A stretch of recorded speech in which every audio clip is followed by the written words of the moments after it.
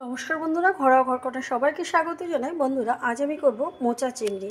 প্রথমে আমি এরকম একটা মোচাকে কেটে আমি এরকমভাবে টুকরো টুকরো করে নিয়েছি, আর কিছু পরিমাণ আলু নিয়েছি, আর এখানে আছে চিংড়ি মাছ।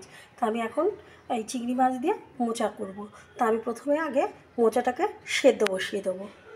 বন্ধুরা, আমি এপাশে মোচাটাকে সেদ্ধ বসিয়ে দিয়েছি, আর মোচার জলের মধ্যে আমি দিয়েছি একটু হলুদ দিয়ে আমি দিয়ে দিয়েছি। তাহলে কি হবে, মোচার যে কষটা সেটা বেরিয়ে যাবে, হলুদ দিয়ে কষলে ধুলে পরে বেরিয়ে যাবে। এটাকে আমি সেদ্ধ বসিয়ে দিয়েছি।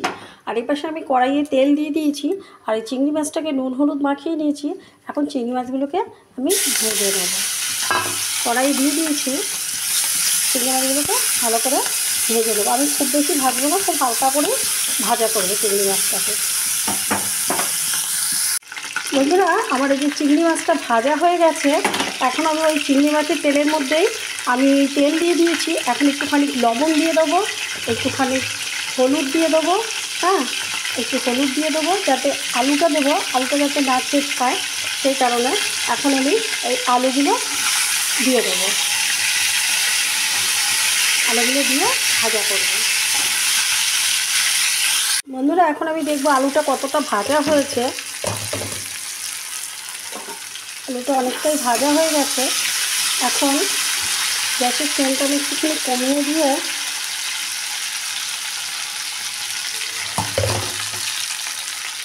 গ্যাসের ফ্লেমটা একটু কমিয়ে দিয়েছি। এখন আমি এর মধ্যে আদা বাটা আর কাঁচা লঙ্কা বাটা আর টমেটো, কিছু পরিমাণ টমেটো দিয়ে দিলাম।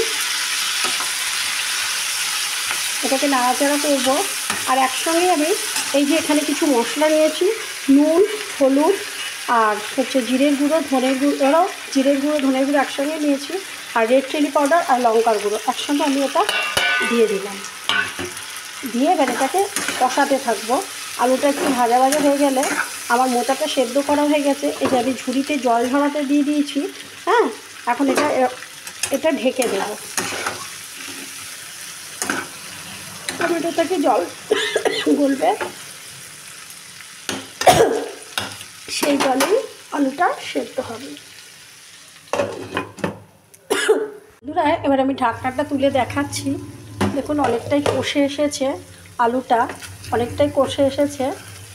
এখন আমি এই মোচাটাকে আমি এর ভেতরে দিয়ে দেবো, দিয়ে আবার ভাজা করতে থাকবো। মোচাটাকে দিয়ে দিলাম, এবার নাড়াচাড়া করবো। চিংড়ি মাছটা আমি একটু পরেই দেবো, এখন দেবো না, তার কারণ একটু বেশি রান্না হয়ে গেলে চিংড়ি মাছটা একটু কীরকম লাগে আমার কাছে, ওই জন্য আমি একটু পরেই দেবো।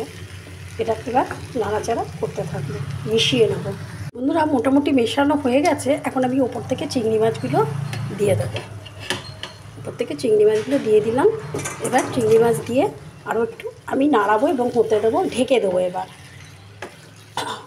চিংড়ি মাছগুলো দেওয়া হয়ে গেছে, যাতে এই যেইটুকু রস আছে সেটা একটু টেনে যাবে, গ্রেভিটা একটু টেনে যাবে। শুকনো শুকনো আমি করব। তারপরে ঘি গরম মশলা দিয়ে আমি নামিয়ে নেবো। এখন আমি ঢেকে দিলাম। আমার মোচা চিংড়িটা হয়ে গেছে। এখন আমি উপর থেকে গরম মশলা দিয়ে দিলাম, গরম মশলার গুঁড়ো দিয়ে দিলাম, আর ঘি দিয়ে দেবো। একটু নাড়িয়ে, এই ঘিটা দিয়ে একটু নাড়িয়ে গ্যাসটাকে আমি অফ করে দেবো।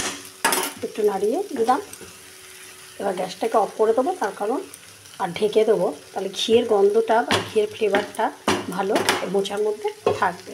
এবার আমি ঢেকে দিলাম, গ্যাসটাকে অফ করে দিলাম। বন্ধুরা, আমার এই মোচা চিংড়ি হয়ে গেছে। দেখুন, কালারটা কত সুন্দর এসছে। বন্ধুরা, আমার এই রেসিপিটা যদি আপনাদের ভালো লেগে থাকে অবশ্যই আমার পাশে থাকবেন। বন্ধুরা, সবসময় ভালো থাকবেন। আজকের মতো শেষ করছি, আবার নেক্সট কোনো ভিডিওতে দেখা হচ্ছে। ততক্ষণের জন্য ভালো থাকুন, সুস্থ থাকুন।